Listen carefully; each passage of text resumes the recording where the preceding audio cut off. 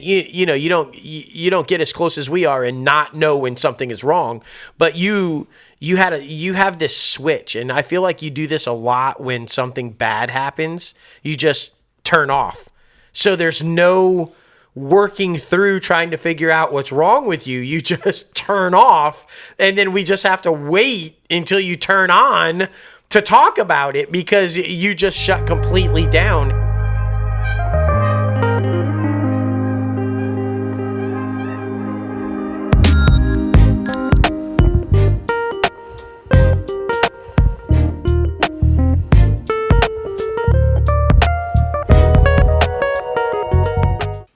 Hello, everyone. Welcome back to another episode of Everything's Okay, a mental health podcast brought to you by Crazy Ant Media. Today, we are joined by the one and only Jason Cacciabatta, actor, writer, producer, and extraordinaire, and most importantly, he is our friend. So we're super excited to have you on the show, buddy. I mean, I know things have been a little wacky and trying to figure out scheduling and freaking electronics, but man, oh man, I'm super thrilled to actually have you on the show. I have a lot of grief about that. Yeah. Yes, we have a lot of grief about technology as well, but man, oh man, I feel like, this is going to be a good one because there's a lot of stuff that we can dive into. It's basically the bridge between loss and grief is that little bridge, and that's where we're at. The last episode was loss, and this episode is grief and how we deal with that loss. But of course, we're still going to talk about the actual loss itself. And there's so many different things that so many different ways on how we can approach this episode.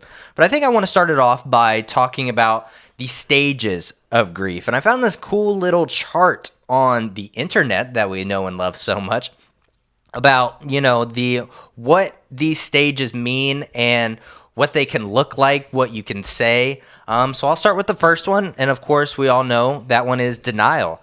And it says it can look like avoidance, but it can feel like shock internally. Procrastination, it can look like procrastination and feel like numbness. It can look like forgetting, can feel like confusing, and can look like easily distracted, but on the inside, it looks like easily shutting down. And I know all of us, through every single loss that we've all been through, we've been experiencing the denial stage of just trying to not believe it's real. I know that recently when my friend died, it happened so suddenly, and it happened at such a weird time where I was like, no, this isn't real. Like, this isn't a thing. And did you two feel the exact same way? I'm sure you felt like it when your brother and father passed. Not with Dad. Yeah. Just too young. Understood that it was totally happening because the frantic screaming and the kind of a thing. But for sure, when Joe passed, because it was like somebody knocking on the door, coming in and saying Joe's gone. Yeah. This happened, and you don't believe that. You're like, that can't possibly be true. That's not that's a horrible joke. Initially, I think everybody in the house thought it was a joke. Like that's not funny. Like everyone that I informed about it didn't think it was. I was I thought I was lying, or I was playing a joke because it was just one of those. It was just one of those things. I mean, like that nobody wanted to believe was true. Yeah. Only one person. I called one person. They immediately knew it was true, and that was it. Yeah. One person. And we should say, for context, you guys are childhood friends, so you guys grew up together, and that's how you also experienced the passing of his brother. And that was one of your best friends as well, right? Well, I knew his brother first. Right. Joe and I were friends before Dusty and I met. He was out doing his teenage things, right? And Joe and I were palling around, and actually Dusty and I became friends because Joe fell asleep early. Yeah, that's funny. About right. Yeah, it's funny how that type of stuff happens, and I mean, because respectively, that recently your most recent passing and loss was with your mom. When you got that call, did you feel like it was real? Yeah. It did. It kind of hit me as a shock that it's what's weird is how the moment I got the call, I actually when I was a smoker, I never smoked in my apartment, Mm-hmm. and it's funny was that I knew something was wrong because my brother never calls me. Mm-hmm. I always get a text from him. Right. And I have two ringtones, like a ringtone for a voice call and a ringtone for text message. Right. And his ringtone for phone call came up, and I don't keep my phone on anymore, which is really weird because I don't know if Yeah. I would ever.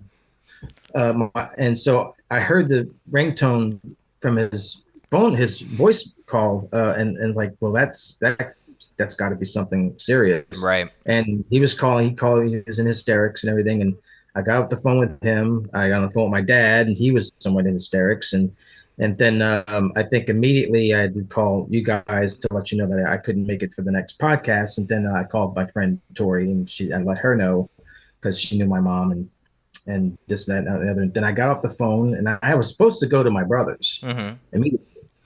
And I just went and sat in the living room in the dark and smoked a cigarette. I feel like it's very interesting because they say these are the stages of, grief, but I also don't think that you necessarily have to experience every single one, or you don't have to experience it in any type of order. Yeah, I don't think that. I think it's very rare that anybody does it in the exact order that Right. they say it's going to happen because, well, since you kind of Right. have something too, like if I remember correctly, with you and I talking about it and everything, we kind of share the same type thing with the guilt factor of it because she had been trying to call you and you hadn't called her back, and like remember, right, and like you felt guilty about how you hadn't been communicating or going to see her like you wanted to. Well, we communicated quite often, actually. I mean, it's just that there was a lot of roadblocks in going to visit her. Going to visit her, right? Like there was it was just anything from like working too much or being too tired from working too many long hours or and like it could be anything like I got sick one day and like then the next week she was sick and then it was an ice storm and the roads were iced up and everything and there was Christmas and she was under the weather during Christmas, not related, but like and we all go to my brother's for Christmas and she didn't make it there. She's like, don't come visit me, I don't want you to get sick, because I was uninsured and everything. So and the biggest thing that I dealt with after she died was that I couldn't remember the last time I saw her. Right. I physically saw her. So I had to like go through text messages and I had to remember looking for some place where it said I'm on my way or like I'm outside your apartment or whatever, or something like. And I went back and I calculated the exact date, and when I saw that I lost it. Yeah. It was a month. It was literally about a month and 2 days since I physically saw her. I mean, we talked all the time. I was Right. the last person to speak to her. Yeah. I mean, that, like you said, I mean, I feel like, that guilt factor, but you can't feel guilty about something that, life just happens. You feel you try to take care of yourself so much, and then in a sense to where you lose track of time. And that is definitely, not either one of yours fault. You were just being a kid, and you were busy. You're always busy. So, I mean, it makes sense that these things happen. But I mean, there's always that guilt. For me, it was, because I moved away my early 20s. So Right. OCD motherfucker. I moved away in my early 20s. Yeah, topics exactly. There's are something right there. But yeah, crooked. moving away and disconnecting from my childhood friends who I grew up with literally my whole entire life was very difficult because they became my family, especially my last year of high school. My parents moved down to Mississippi my senior year of high school, and I lived with my grandmother, and I was really never home. I was with my friends all the time. And so moving away and having that disconnect, it was weird, but I was also trying to start a new life. I was trying to figure out who I was, what type of man I wanted to be. So growing into that, you just grow apart from certain people from your past because you're changing. I was changing into a person that I was really proud of and wanted to be, but I was also disconnecting from my friends who I considered my family growing up. So that was very difficult. But we would still stay in contact, every once in a while throughout the year. We would text each other, happy birthday, Merry Christmas, this type of stuff. And I remember the last time I saw my friend, his name is Dung Tran. We called him Boogie. The last time I saw him was at a mutual friend's wedding, because like I said, we all grew up together, and we were actually able to have that one last night that we didn't know would be the last night. That's something that I hold very near and dear to my heart. That's a very good memory because he got to meet Emily for the first time, and so that was very special.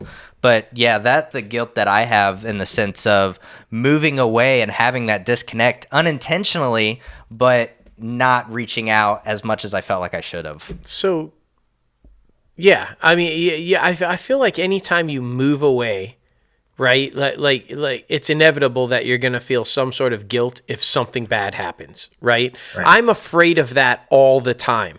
Because I wasn't there for Joe. Now it's always in my head that if I move away from my family and something happens, I'm not going to be there. And it's always there. But I think that the denial was half a second, right? Like Jason walked in and it was like, oh, this has happened. And it was like that. For me, I think the first real stage of it was the bargaining. Yeah. The bargaining. Like, wait a minute, it just somehow let him be okay and take me instead, right? I was the fuck up. I was doing all the irresponsible shit. I was doing the drugs. I was driving drunk. I was doing all of the crazy shit. It should be me. It should be. Maybe this is all a bad dream, and you wake up and everything's fine. Right, and so it was the bargaining was first for me. It's like, come on, let's work this out. Take me instead. And then especially on top of, like we talked about on last week's show, everybody fucking wanted that anyway. So I'm thinking, well, then let's just do it. Like, everybody wished it was me that died anyway. Let's just make that happen. Somehow make him come back and let me be the person. And so I think that was the real first stage of grief for me, was bargaining anything that I could think of to make it me instead of him, and then well, anger. The initial thing, like if you want to, like from when my mom died, the initial thing that hit me as far as I wasn't denial or anything. It just, those were 2 days between Monday and Tuesday. Those 2 days I was supposed to go visit her. I postponed it a day. Yeah. Because I was taking care of a friend of mine's cat, and she brought it back that Monday. Like, so I held off from visiting my mom so that I can be here for the girl to bring the cat over. Right. I was going to visit my mom I set my alarm for 2 p.m. I was going to go visit her that evening, but I got the phone call at noon. And what really hit me later on was that I couldn't have gone Monday either. My mom died on Sunday. So all this time was like, I was supposed to see her that day. Right. That was actually like the guilt that I had of not being able to see her physically is like, that day I was actually set aside to go visit her, and then this news came. The same thing, and I put it off and didn't go, and then you have to carry that. You have to carry that. You're not supposed to. You shouldn't, but you do. You carry the fact that you were supposed to and didn't. You found reasons to put it off, and you that's something I feel like I'm going to regret for the rest of my life, because, and for me, and I touched on it on last episode, it was, And you never, this is no, you can't possibly know this. You can't have an answer for this. But it's a constant thought of, had I been there, would have it been different? Would have he gotten out of the pool? Could have I done CPR? Anything could have been different had I been there. And of course, who knows? I might not have been able to get him out of the pool. It might have been like, you don't know. It might have been too late. Right, but you still, you have to question that all the time. Had I been there like I was supposed to, could have it been different? And well, in regards to bargaining, I don't know if this really applies, but the only thing that really that sticks with me about my mom was we knew what the cause of death was, but we didn't know what led to it. Right. Because we never they asked if we wanted an autopsy. Of course, you have to pay for that. I didn't know that. I didn't know that you had to pay for an autopsy. Right. I was like, unless there was foul play, and then it's free of charge. Then the law will, the government will pay for it. But and I didn't know that, and so we waived off the autopsy because we found a cause of death. They go, but what led to the cause of death? I was like, could it have been avoided? Right. Yeah, right. I was like, so and of course that's something I carry with me. Just the curiosity, not that it would ever, because you can't go back and change it. It's like even if I figured out what I could have done to prevent it, or what she could have done to prevent it, it's already done. It's right. like, but I will carry that for the rest of my life, that we never found out what it was. Well, what led to it was a GI bleed, but what led to that? Right. I think though the one that all three of us wholeheartedly deal with, the stage that we all deal with, I think, is more so than any of the other stages, in my opinion, is the depression aspect of it.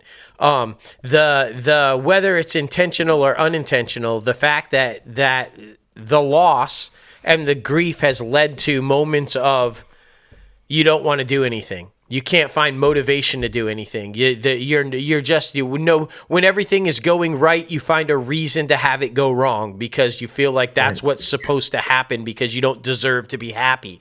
And you get into these depressive states. I mean, I know, and I should let everybody know that last week when I said that, if not for two people, I would have committed suicide after my brother died because that's all I wanted to do. That's all I was thinking about. And it was you. You were one of them, and Amy was the other one. And if you two had not been there, I would have. And I wasn't very easy to deal with then either. No. And so for you to be able to put your acceptance. You didn't have a chance to grieve or accept because you had to deal with me. And well, it started. I mean, and this is something. I mean, I remember this just as clearly. You probably it's probably more vivid for you, but the moment all this when Jason came in to give you the news, I remember everything from a certain point. I don't remember what I did that day. I don't remember. I just remember laying in bed. And this is something I'll never forget. I was watching Melrose Place, as I'm watching Melrose Place, I'm thinking, why the fuck am I watching Melrose Place? Right. And then I hear the noise out in the living room, and the weird thing for me is that I didn't realize it was a sound it was a sound of a shock, but it didn't sound like a sound of anguish or I thought someone won the lottery. That was where my mind was. I didn't, and I hear your mom crying. It's like, but I didn't process it as crying. I just heard you yelling, what, and then you came in and you said Joey's dead, and then I was like, wait, what? And then immediately I went into a mode where I had to problem solving mode. And I remember walking into the living room and I saw Jason, who's still in a daze, still processing and everything. And I had, it's like, Jason, it's like, I had to get this, like, all right, this is what I need you to do. I need you to get them to go see Joe. because my car is not in good shape right now. It's like, I don't want us to stall on the way to see Joe. And it's like, you understand me? It's like, yeah. It's like, oh, okay. And it's like, okay. And then I was going to stay, and y'all made me go. Said that I needed to go. So yeah, I didn't have a whole lot of time to process all that. In fact, I don't think anything really hit me until the funeral. Yeah. Yeah.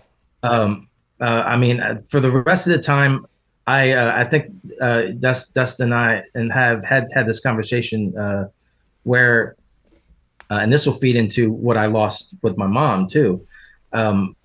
I have a tendency to just, I say, disappear, disassociate with everything. Yeah. And the next stage, I remember we went to the coroner's thing, and I was outside, and think remember that, and then we went to Academy to give them the news, and then while you and I were in the parking lot, and I remember this very, very vividly. And she talked to me. He's like, I have very vivid memories of lots of things, but there was a parking divider, and I just kept walking across it like it was a tightrope, and my whole world was that yellow parking divider. Right. And Dusty was talking. Dusty was talking, and he was just in hysterics, and he was saying all this stuff, but I don't know what he was saying, because all I could hear was my own voice saying, "I want my mom. I want my mom. I want my mom." And then I think, well, the first time it kind of really it affected me, but it was more of a selfish thing. It wasn't. I was just kind of like withdrawing to my own world. When I finally got to hear my mom's voice, I kind of lost it. But none of it really hit me until I saw Amy crying. Yeah. At the funeral. Yeah. That's when I crashed. That's you know, Well, the other stuff, all the other family and stuff like that is something you can come to expect. You want to be there for them, but when you see somebody who's not blood and how it affects them, it's like I felt like it was okay to cry about it when I saw him. And I think for anybody watching this or listening to this is that to put it in context, you have to understand that how important she was to every one of us. Right. And that was the immediate. She was a mother hen, man. The immediate thought. The second that the acceptance kicked in that it was real, right? The denial was over and that it was real. Right. It was the immediate thought. I had to call her and she had to be there. Yeah. And so yeah, I get that. But I guess because I don't want to monopolize the time, but I want to say I hope that she watches this, because I want to. This is part of my journey, part of my being able to process and still kind of like learn to accept and all this kind of stuff. But part of that is reconciling and understanding that I owe you both an apology, because you didn't get to process or grieve it. And I mean, neither one of you really left, and until I was okay. And even though I was never really okay, and you guys never got it, that was selfish. It was wrong. It was like, and to not recognize, and of course I'm traumatized. So I have to understand that about that. But to not recognize that it was selfish for me to say, you're not allowed to. You need to let me, and you need to take care of me. It was selfish, and so I give you guys all the credit for me being sitting here alive today. But I also have to acknowledge that putting you all in that situation. And the expectations that I had from that was wrong to do to you guys, and so it just was. That's a whole other show. But I mean, because I don't hold any of that against you at all. It's like that's sort of my innate. A lot of what my grief for what I've lost for my mom and what I want to do professionally is because I never wanted to. Well, my mom had the same sort of life goals, career goals as I did. And I'm not going to say that my whole purpose in life and why I wanted to do any of those was to fulfill my mom's dreams. These were my dreams. But what I could get out of those dreams is what I wanted to give to my mom. Like to take care of her. So the idea of taking care of people I care about is just comes naturally to me. So I never held that against you. I'd have done it for Joe if you were gone. I have no doubt that that's true. I mean, it's like so. I never held anything against it. It was things that happened later that I was, which, like I said, is a completely different show. It's like, I mean, how you dealt with your grief and how and where it left us. No, yeah, no doubt that is a whole different show. But I became a very different person for a long time, and not a good one. Not, I mean, anybody who's listened to the first couple episodes, I have been coming clean about that. My journey over the last 6 years is acknowledging those years where I was not the person that I am today. And I want to bring you into the conversation because I feel like this is a thing, and I know I've done it. Do you feel like other losses in your life are brought on by that initial loss or that initial grief of another loss that you're carrying into and inadvertently causing more loss because you haven't accepted or dealt with the other? I mean, because I feel like I've done that. I sabotage things because of whatever. I don't feel worthy. I don't feel right. I don't feel this. But it's because I'm still dealing with that and haven't accepted that, and I'm sabotaging other shit in my life. Do you find that you do that? No, I feel like what's most important for me is to try to be as open as possible about it. What I feel guilty about is when I talk about these things, not feeling like I'm coming across with emotions. I'm coming across with just pure fact. That's definitely something that I've been struggling with, just trying to, because when my friend died, I was very, we were out in LA. We were there for a big time charity event. We were in like the biggest room we had ever been in. So like all of my focus was on that. And then literally we had just left the charity event. We got back to the hotel and we were like, shit, we're hungry. We're looking for something to eat at like 11 o'clock, 12 o'clock at night. So we went to Denny's and we're sitting there eating at Denny's. And that's when I see it on social media that my friend had died. And I didn't know how. Nobody was answering. Of course, it was like 3 o'clock in the morning Eastern time where everything was happening. So I had no idea what was going on. I was hoping it was a dream. But literally that whole night, I couldn't go to sleep. I was up and down. I was getting sick. It was just a bad situation. Now, granted, Denny's had some part to do with that because that food was definitely not good. Everything bad happens at Denny's. Yeah. I just want to say. But I will say, like, you completely turned off. Like, because I couldn't get an answer out of you about what was wrong. I initially thought you were sick. I initially thought maybe you had drank too much at the thing. I thought that maybe you were the jet lag, the tired had caught up to you, and I couldn't get an answer out of you. I mean, we're close. Obviously, everybody knows us. We're really close. So it was an immediate. I could tell immediately something was wrong because your whole demeanor changed, and you don't get as close as we are and not know when something is wrong.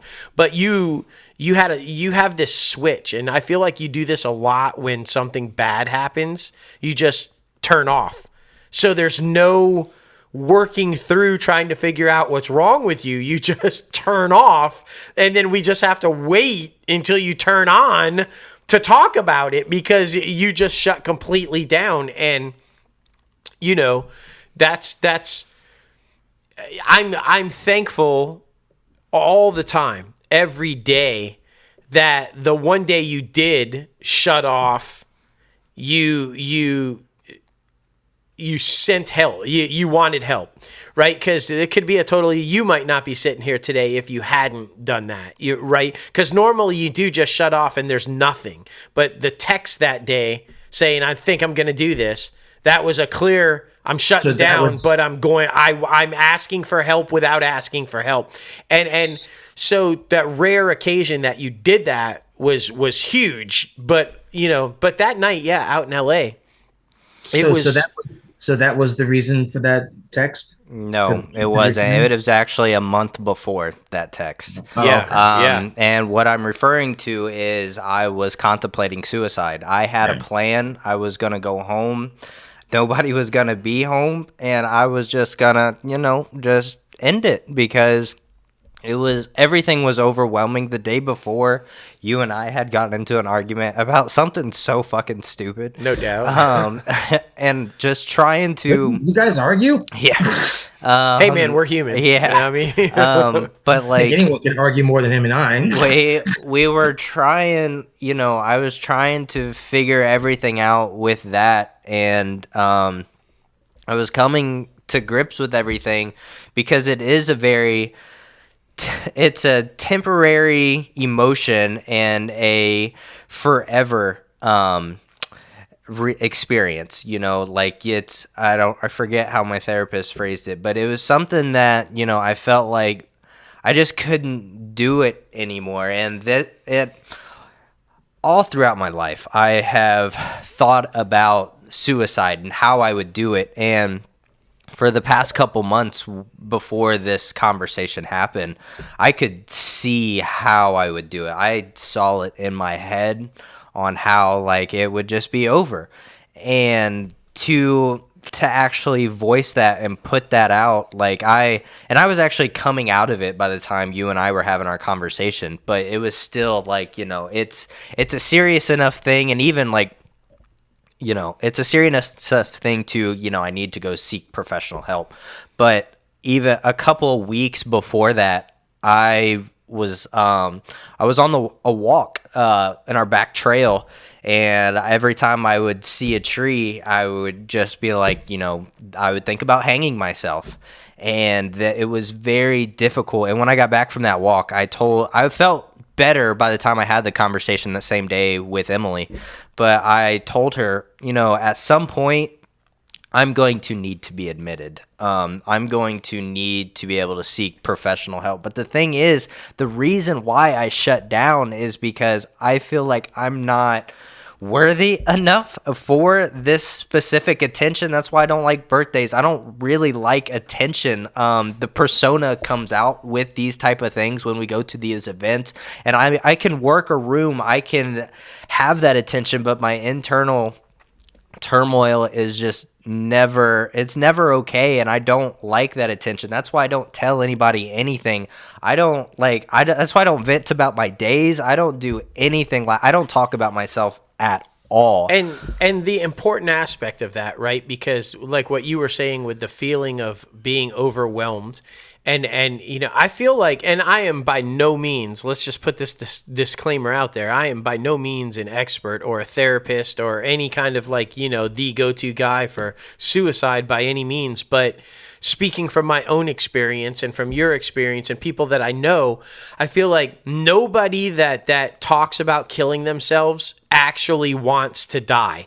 Right? Like it is a sense of overwhelming, and it's unfortunately sometimes nobody's there to quell that, and it happens. It was a month before that I experienced that, and then almost literally a month to the day, he committed suicide by the exact same way that I was going to commit suicide. So that's where the guilt of that comes from, and it's hard to process that in the sense of, like it should have been me. If I would have done this, he would still be alive, I feel like, because he would have seen all the pain that I was going through and all of the different things. And I feel like, it's that type of situation to where it's hard, and it's hard to separate, because that amazing event, like because we stayed at this amazing hotel, better than we've ever stayed at before. It was literally downtown Los Angeles, right across from it's the Staples Center. And we went to this room where fucking there was so many people there that we were so excited to see, and to have that happen, it's hard not to connect those two events.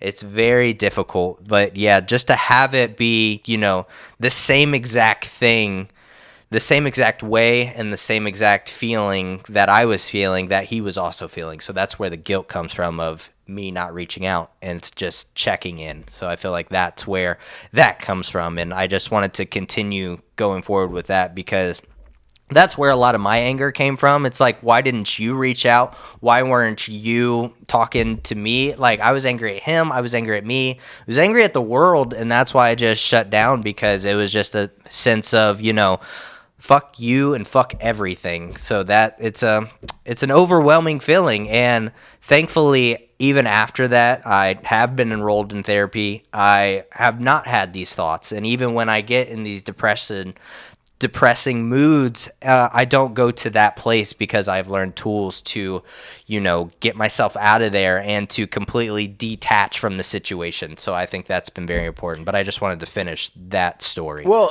so it plays into, though, I think that the difference is you were surrounded by people that didn't let the warning signs fall through the cracks. That's the difference, right? Like so many times these tragedies happen because nobody is paying attention, right? There's always warning signs. It's never just, it happened. That's never the case. There is always something leading up to it. And often the case is nobody's paying attention. Nobody's seeing the warning signs before it's too late. And it's so important, for everybody out there listening, if you see a change in behavior, if you see a shutdown, if you see somebody who's normally very outgoing start to reserve themselves and start to be, isolating themselves, any of these small little types of things, you have to latch on. You have to say, what's more important than that, if you know somebody that's like that, you experience behaving like that, and then all of a sudden they're in the best spirits possible, is also even more. Exactly, because I think they've reached the acceptance phase. They're right, and their fate. The thing is I feel like a lot of people maybe catch the warning signs and then don't jump in, because they don't want to burden. They don't want to be a pest. They don't want to be that person that's like, what's wrong? What's wrong? What's wrong? What's wrong? You have to be that person, because if you're not that person, then they're not seen. They feel like they're not seen. Nobody's paying attention. So you might feel like you're annoying the shit out of somebody, but they want you to pay attention. They want you to tell them that.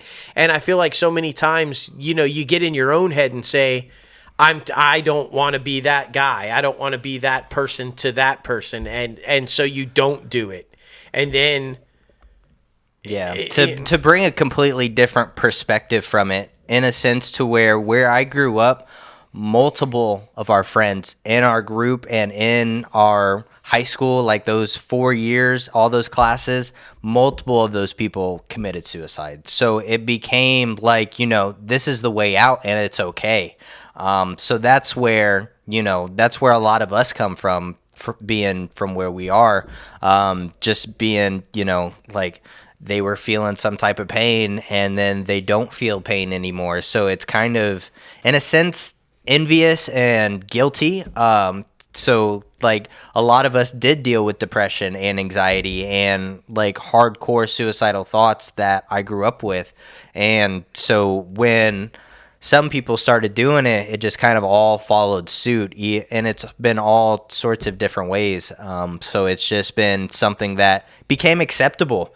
It really became acceptable in my friend group and the people I grew up with. So I feel like that's a hardcore factor of all of these situations. I think that, these stages, right? The of grief. I feel like if you don't grieve properly, you are setting yourself up Yeah. for a disaster down the line, right? Yeah, and it doesn't matter how long the grieving process is, right? doesn't. No, nobody says you have to be over it by tomorrow, right? But you have to grieve, because when you don't, you are setting your like I said, I sabotaged so much shit, friendships, my marriage, my like, because I was doing everything to not grieve. I just didn't feel like I deserved anything good, and I would cause friction to fuck up good things, and and then there's that denial, but it's not the denial of the loss, it's the denial that you're doing anything wrong, right? Because this is just how you should be. So it's a different type of denial stemming from the loss of not grieving. So what I have done, thankfully, over this journey that I have been on over the last few years, and a huge credit to you for the recent thing. So I'm trying to move on with, and I still don't have acceptance. I can't say that I have fully accepted any of my losses. The failure of the marriage, the loss of Joe, all of my relatives, not being associated with my family and still, unfortunately, not a lot of my family. But what I'm trying to do on this journey now is I'm trying to change the narrative, because your life depends on what you do. And so our film premiere, when we did the red carpet premiere and we had it on the big screen, and it was your idea, but I kind of like, yeah, because for every year since Joe died, that death day was a death day. I locked myself in my room. I didn't talk to anybody. I didn't do anything. I didn't leave. And so I changed the narrative. I mean, until I heard the explanation behind it, I was initially apprehensive about that, but it makes sense now. Right, because I'm changing the narrative. I no longer want to make this a day of sadness. I want to associate this day with something good. And then on top of it, that reinforcement of, he would be like, what the fuck are you doing? Why are you locking yourself in a room every year on this day? You should be out there doing whatever you want to. Live your life, because you could fucking drop dead tomorrow. Do you want your last day on earth to be locked in a fucking room? Or do you want the last day of your life to be epic? Right? Because that's the truth of the matter. We don't know. None of us know. This could be our last day. And do we want that day to be awesome? Or do we want it to be something that we're like, what the fuck were you doing? And I can hear him all the time. What are you doing? What are you doing? What are you doing? So when the idea was floated to change the narrative, make that. And look, sometimes those type things are like, you were apprehensive. Other people were downright angry. How dare you be so selfish? How dare you do this? But you, like I said, your life, you have to self-care, because people don't know what you're going through. That's what I'm trying to do on my journey, is take bad events in my life and make them good events. How can I change the narrative on these things? The date of January 31st is it's kind of dead to me. It's like too bad. Like, my apartment caught fire and my mom died on the same day. Yeah, it's so. So talk about that. How can you flip that narrative? How can we now flip? And I don't even know, because you're in a dilemma, right? Because it was the pinnacle, maybe, of, other than directing our film and having the red carpet premiere, being in that room on that stage with all those people, in the biggest room we've ever been in, with the largest names we've ever been in a room with. It's such a high.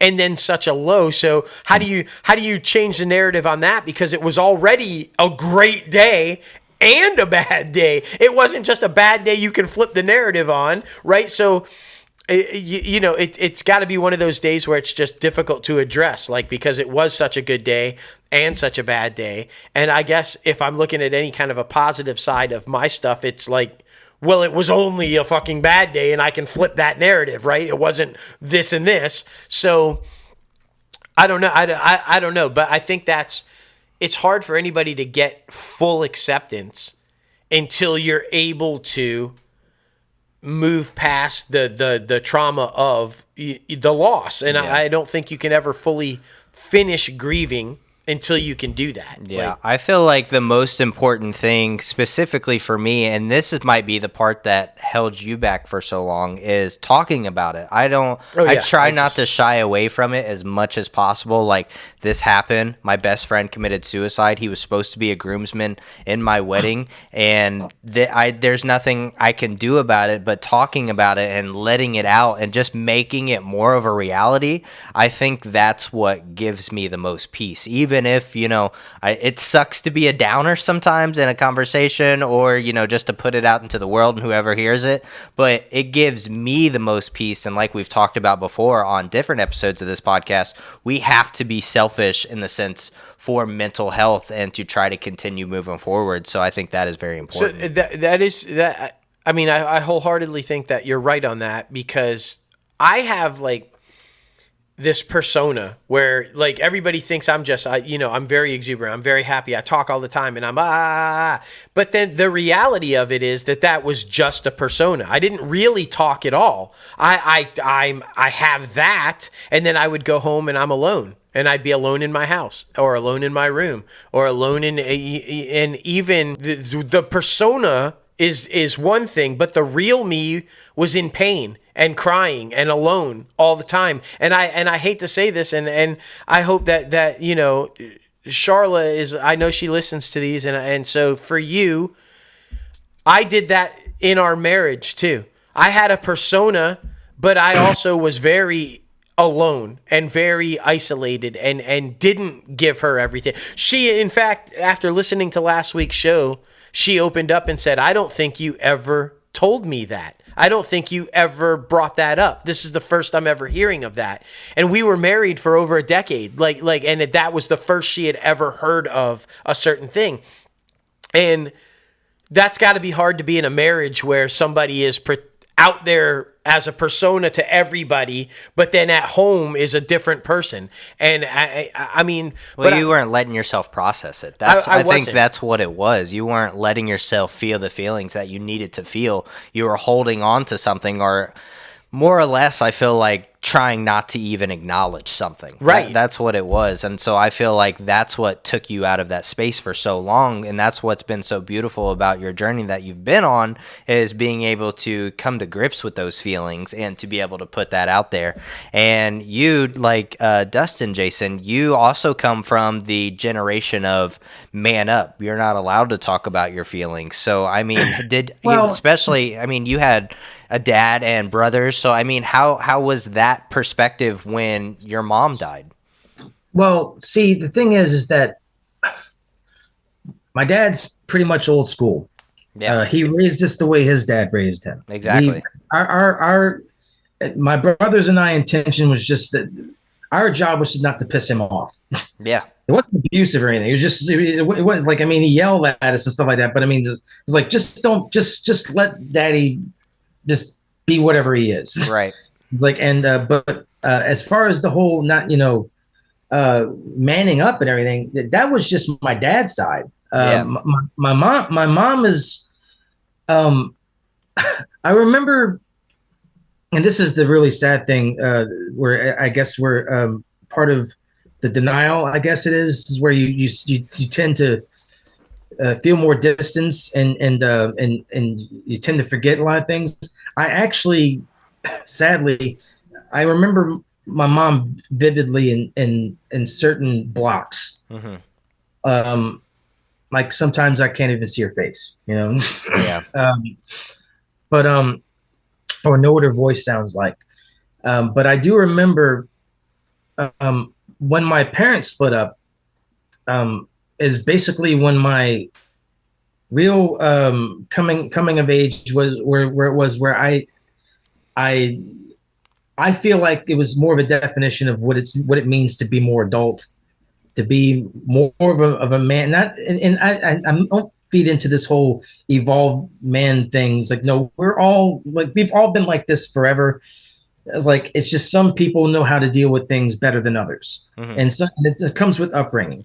my mom had to become a mom and a dad. Right. So she had to discipline me. And then I remember, and Dusty might even remember this, I've gotten into huge fights with my mom. Mm-hmm. Yeah. Huge shouting matches. And I mean, mom, he probably wasn't around for some of these, but I would get into huge shouting matches, and then we'd go in a separate room. She'd go into her bedroom and lock the door. I'd go in the living room, and I could hear her crying. Yeah. So then that's when it started to hit me, like, oh shit. It's like, so my mom and I were coming, like, for a while, we're almost like a married couple the way we fought. And then I would hear her crying, and I would go to try to go in her door, and the door was locked. She was, leave me alone and whatever. And then after a few hours, she would settle down, and and this is what I do remember vividly. I would the rest of the night before I had to go to sleep for school or whatever.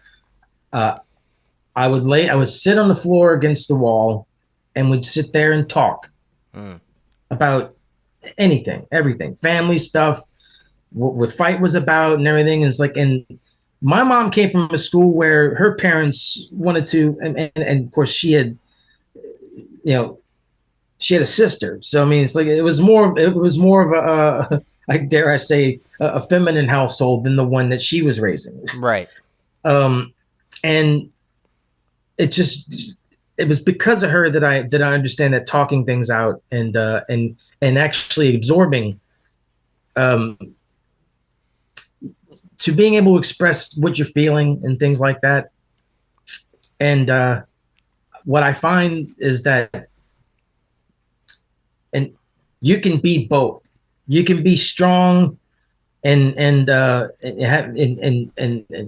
masculine, if you want to put it that way, and you can be forgiving and understanding, and it's like, because I don't think that these are feminine or masculine qualities, but if you want to put those definitions on them, we're all capable of that. And I just think that that's one thing that I learned from her. Right. But to go back to the one thing as far as grief is concerned, where there is any regret. One thing that stuck with me that my mom said, a friend of mine and I, or actually my girlfriend and I, we weren't dating at the time, but we were still friends. But we fought a lot and everything, and my mom would always hear about it. Mm-hmm.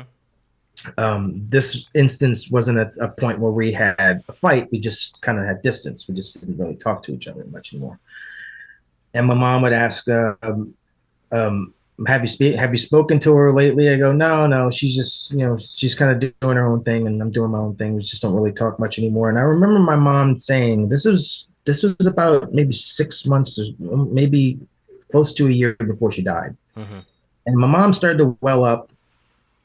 And she says, I just want to live long enough to see you happy.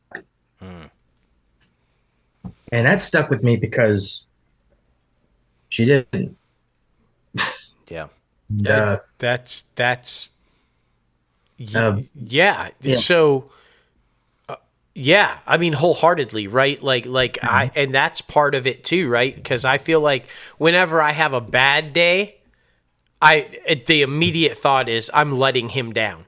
Like, right? Like, it's been 20, plus years. And if I have a bad day, the first thought is I'm letting him down. And then it goes back to the bargaining or the denial. Like, how dare I was the one that's allowed to still be alive. How can I have these days? And so you have to, get yourself into that mindset that it's okay to have a bad day. You don't have to feel guilty about being alive and having a bad day, that's okay. Well, that's where it feeds into me, for me, where in regards to what my future aspirations are. It's never really been about fulfillment for me. Mm-hmm. I've said this before. So I find myself always questioning, I don't know what it sometimes I don't know what it is that actually makes me happy. I don't know if it's future. I don't know if it's acting. I mean, I like it. Right. It's like, I mean, it's a fun job. It's like, it's fun to get paid to play make believe. I mean, I've been doing it for free for years. So, I mean, Right. And like like and it's fun to tell stories. Like the idea of doing stand up. It's fun to make people laugh. Right. It's like, but I don't know if these things fulfill me. Yeah. Like, That's what for fulfills me is making other people happy. And she was my biggest thing, and so I guess that's where where it brings me today, where my grief brings me to where I am right now. right. And I feel and like you're still, you thought your life was one way. Possibly, I don't know. I'm just paraphrasing and making an observation, and tell me if I'm wrong. But you thought your life was one way, and stuff happened along the way, and you were kind of just going through the motions and things like that. But I feel like right now, because you're on your own journey as well, trying to figure everything out. I feel like you're trying to figure out who you are at this point in time in your life, and I feel like that's very important to do that soul searching and to try to figure out what makes you happy, because you do deserve to be happy, because you are a good person. The way that the short amount of time we've known each other for 6 years, 5, 6 years, and the way that you have impacted my life, our conversations that we've had when we've gotten really deep, when it's just you and Right.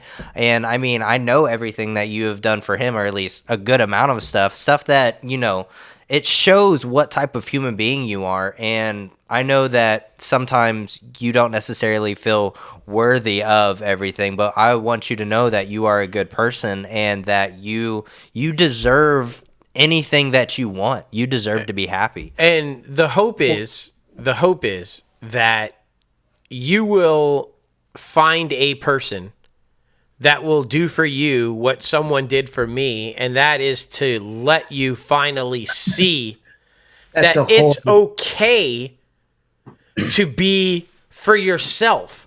To understand that you don't have to do everything for everybody else. It's not selfish to do what's right for you, and to understand that you are worthy. What you thought should be and isn't, that's okay, because so I sincerely hope that you both, and I think you have with Emily, but I don't mean relationship necessarily like that, a spouse, a girlfriend, a thing like that. I'm just talking about a person that sees you, Yeah. a person that lets you know that they see you and that life is possible. That whatever roadblock you put yourself up against, because I needed somebody to show me that all those roadblocks, all those things I was doing to myself, and that it's okay to not do that. Well, And my upbringing, as far as like what I want to do professionally, my upbringing was not really one that was. But by the time my parents had me, I was the third, and it was like a seven. It was a 7 and 8 year difference between us. So Right. by the time they got to me, I was nothing more than a baby. Right. I mean, really, that's how I got treated my whole life. It was not. It was never like my brothers were pushed. Like, you need to do. It's like you need to do this, and then it's like by the time it got to me, it was like, you just kind of let me go. Like, so I was never really I was never really pushed when I say pushed, I don't mean like forcefully pushed, just Right. like you know I was never, my parents never, my mom, it was basically like, go whatever you want to do. Yeah. And I was like, yeah, do whatever you feel is right, but it was never like, you need to do this, like this would be best for you or whatever. I was like, this is the way you need to do this. So I never really had that kind of guidance Right. growing up. um you see, like I'm on a journey to find out who I am. My problem is that I know who I am. Dusty doesn't know. Dusty only knew me since I was 11. He didn't know me before before my parents split up. I was going back further. I was a completely different person. I was never really introverted. I was very extroverted. Yeah. Like I was like, I wish somehow I could figure out how to get back to the way I was before any trauma hit me. well, so see and that's exactly what I wanted to say, because the way you just said that, the tone in which you said it, the demeanor in which you delivered it, is that you know who you are. You know Yeah. who you are. You are not happy with who you are. You just said it. You are trying to go backwards. And what you need is someone to say it's okay to not be happy with who you are, but you have to go forward, not backwards. So and find that new person, right? Like, cause see, that's what I was doing, Jason. I'm right there with you.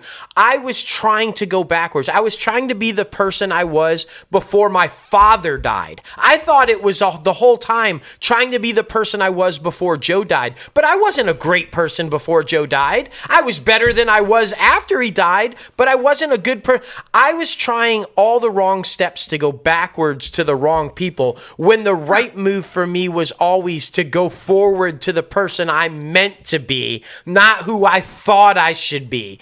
And that is the journey I think that you need to try to get to put yourself on, is become the person you're meant to be, not who you think you should be. And that might not be the same person. And it probably isn't the same person. But I feel like that's what's holding you back, is that you think that you should be this idea of a person that you think is the right person, when in all actuality, you probably haven't seen the person you're supposed to be yet. Well, it figures in, and I've gotten this from you. I've gotten this from Tori. I've gotten this from my mom. I've gotten this from a lot of people.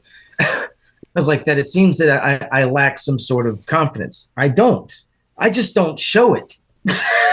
But why is that though? See, that's the thing. Why do you not show it? I don't know. It's just something I'm adverse to, because for me it comes out arrogance. Yeah. Like I don't know how to convey it in a way that doesn't come off make me seem like an asshole. This is a good conversation though to have, because I feel like a lot of people, they hold themselves back because they're ashamed of who they are. You shouldn't feel bad for being confident. You shouldn't feel bad for knowing that you're this, or that you're good at that, or this or that. But there's a stigma on that. The stigma that you just said. If someone is confident, they're an asshole. If someone shows emotion, then they're a wuss or a sissy.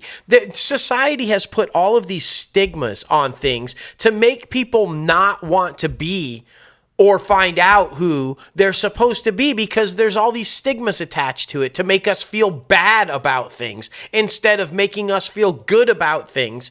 And I mean, that hurts you. What I was bringing up about when I was 6 years old or whatever, and like when I was outgoing and all that stuff, is like, and had confidence, stuff like that, is that I don't want to go back to being that person. Obviously, I was 6 years old. I was like, but I had whatever then what I need now, and I don't know how to reclaim that. Yeah, the not giving a shit what other people think. Right. Well, I just at 6 years old, I didn't know. I didn't have the presence of mind to know that that there was anything to care about. Right. So the presence of not knowing, right, equals no stigma. Right? Because now you're old enough to understand the stigma that is placed upon how you feel, and that makes you feel bad. And I feel like if we could all get to a place, whether it's through a grieving process like we're talking about, or through a loss, or through meeting somebody, or whatever the case may be, if we can all get to a point, and I don't know any other way to say this, but get to a point where we don't give a shit. It's hard, right? It's really hard. My problem now is I can give less of two shits about anything. It's like, so sometimes that's where I get numb, and like people try to be like, I don't give a shit, I don't care. Well, but sometimes I think you in this conversation, and I think we all do this still sometimes, especially you two, is that you do care. You do care what people think about you, and. It's hard not to. It's hard not to, because of the society that we live in, because the society that we live in puts an emphasis on bad things instead of good things. So we always are thinking about, does someone think bad about me? And you're right, because oftentimes I would someone question whether or not I had any self-confidence or anything like that. I would say, no, I actually like me. It's like I'm my biggest fan. My problem is that I don't like the way they think of me. Yeah. And the hurdle there then becomes not giving a shit. You should think about me the way I think about me. Right. So I was like, Exactly. what the fuck's wrong with you? Well, I'm perfect. I'm a great person. Why the fuck did you think I'm a great Well, person? you opened up about that on the other show I think it was the very first episode that we did about feeling like you're constantly comparing yourself to other people, For sure. having to live up to somebody else or surpass someone else. The constant comparison of not feeling good enough and trying to put that pressure on yourself to live up to some sort of image that you think you should be, when in the reality of is that's an image that someone else has always thought you should be. Right. So, well, and it's a sense of competitiveness, and it's not the sense of competitiveness in the sense that, like sports or anything, but it's a sense of, I want to prove to you that I'm worthy, that type, just trying to figure out to prove your self-worth when you shouldn't have to do that. People should just look at you face value and know that you're worthy. So let's go back to the subject of the show and grief, because I feel like I was on that path too, Jason, and I know Logan was because we talk about it. And like I said, he brought it up on the very first episode. He was on that path too. And I think mine wholeheartedly stemmed from not grieving and then the guilt of feeling like, why am I still here? So I felt like I had to consistently go out and prove that I was better than everyone else, that I could never be wrong, that I'm the best at everything, because I had to prove that I belonged here, that there was a reason I was still here and someone else wasn't. And that's probably the friction that you and I always had. That's exactly right, because we were butting heads because we were on the same path of trying to make the proving of that. You guys were trying to outshine each other. Exactly. That's what it was. And so and I'm still working on all of that. But I have to say that I am unbelievably blessed over the last 6 years or so to have people in my life, including yourself, Jason, that now I know, now I'm okay with, I don't have to be the best at everything. I don't have to prove that I'm good at everything. If I'm not good at something, I'm not good at something, and that's okay. And there's plenty of things I'm not good at. And yeah, but I always had a problem with accepting that I wasn't good at it, right? And so like I really needed that moment for somebody to clarify to me that it is okay to be imperfect. In fact, it's probably better to be imperfect because then you understand how to live life. That was the moment for me, the moment that I knew that I didn't have to give a shit anymore.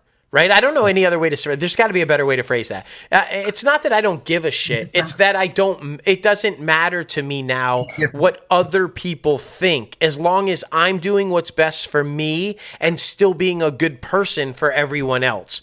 And right. And I feel like that is the journey that I'm still on. I mean, it took me a really long time to admit that I was not always right. And it took me a really long time to admit that I'm not always the best or have the best answer or the best way, because I was always trying to be some other person other than who I'm meant to be. And now I still don't know who I'm fully meant to be, but I am on that path. I am finding out every day the better person that I am and being a better person every day. And I can't be more thankful for the people around me and the people that opened that up for me, because I was on a very dark path. I was fine with just being alone and being dark and being isolated, and then putting on the show when I stepped outside.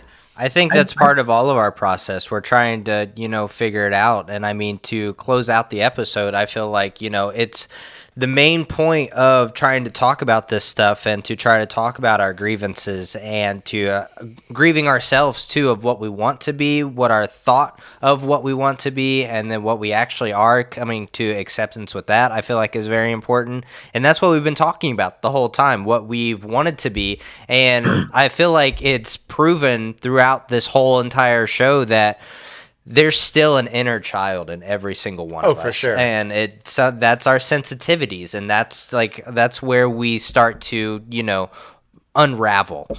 Yeah, well, I'm glad you brought that up because because it's a very good subject, and I think it's so relevant as to well, and I flip it back over to our other podcast where we interviewed Autumn Reeser, and we were talking about that grieving who you thought you should be and accepting who you are, and that person, it's okay to grieve the person you thought you were going to be, but then it's also okay to find out that this person is good too, and letting go of that person that you thought you should be. Yeah. And I mean, that is a grieving process. It is, because I did have a whole thing I thought my life should be, and it's not, and I did grieve that. I was upset about that for a little bit.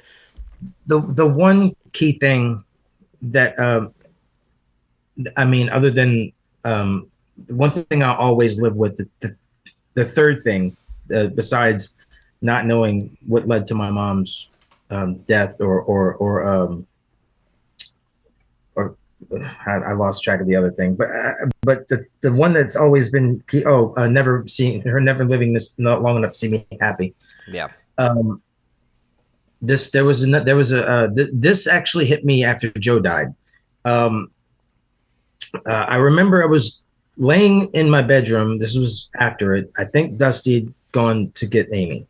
I'm not sure if I was with them. I don't remember. I think you weren't. I was like, I might have been sleeping. I was in the room. And as a matter of fact, I remember perfectly. I was sleeping and I was woken up. Amy sat on my bed next to me. And I don't remember what the conversation was or whatever. And then y'all went out in the living room. And then my mom showed up. And I was just laying in bed. I was awake, but I could hear everything in the living room. It was thin walls, so I could hear everything in the living room. And I remember my mom asking where I was, and I don't remember if it was your mom, you, or Amy that says like you won't leave the bedroom. And my mom said he does that. He withdraws. And it was at that moment, that exact moment, that I realized that, and everyone would say this about their moms, like their moms know you better than anyone else. It's like, well, I mean, just because they've known you at a point in your life when you didn't really know anything. It's like, right, sure. But as we talked about how my mom and I would have conversations and we just sit there and talk for hours, it became clear to me that my mom paid attention. Yeah. There's a lot of people in your life that are really close to you that probably sometimes, like for instance, sometimes I've known Dusty 30 years and sometimes I feel like we don't know each other. Right. I was like, so I mean, like my dad doesn't even know my eating habits. Yeah. He's known me my whole life. So I mean, it's just a matter of, it's like, and he's known me as long as my mom. I was like, but he still doesn't really know me that well. But my mom is the last person that I've ever known that knows me not as much as I do, but more than I do. Mm.